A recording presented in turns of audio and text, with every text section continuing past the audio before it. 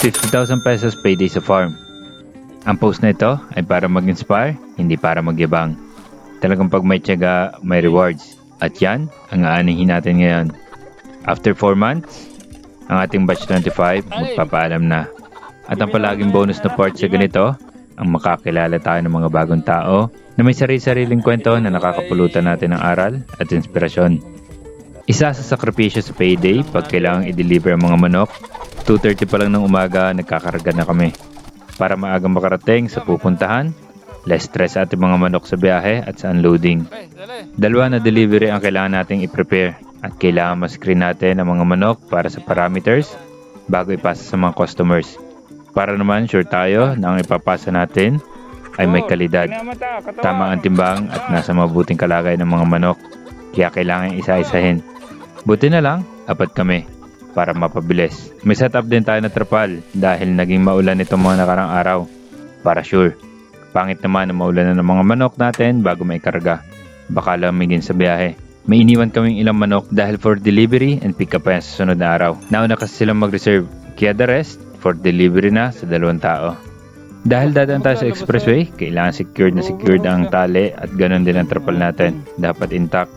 Maulan kasi, lalo pa at may feeds na order din sa client, bawal mabasa. Bukod sa fact na payday ngayon, yung part na nakakamit tayo ng mga bagong tao na may kanya-kanyang kwento sa buhay, pero may isang interest, yun ang exciting. Kasi sa batch 25 na i-deliver natin ngayon, more or less 40 na customers na rin ang na-meet ko. At may mga client na nakaka-inspire din talaga ang mga naging kwento. After mag-unload, syempre merong free guide. Mga usual na tanong ng mga nakaraang mga customers ko. Mati ko na i-share sa kanila. Minsan kasi, hindi rin alam ng client kung ano ang itatanong nila. Kaya binibigay ko na sa kanila and of course, open communication para in case may need pa sila after delivery. Katulad nito, na-meet ko si Ma'am Elisa and her husband. Kasama pa ang ibang members ng family niya. And we enjoyed naman ang brief na kwentuhan. Interesting din itong pangalawang client natin. Ang laki ng farm. Nakakatuwa. As in, ang ganda. At ang ginawang bahay ng manok ay talaga napakaganda rin. At talagang pang matagalan. Ang lalaking bakal. Mga plastic matting at PVC net ang dingding. Because why not, diba? Prepared din si sir. May mga ring siya para sa mga manok. Para may number din katulad ng mga layers namin. And kada number, may monitoring siya ng anong line at kung ano ang initial na timbang pagdating. Talagang walang makakapamulutan na rin mga manok na rin. Mahuli agad.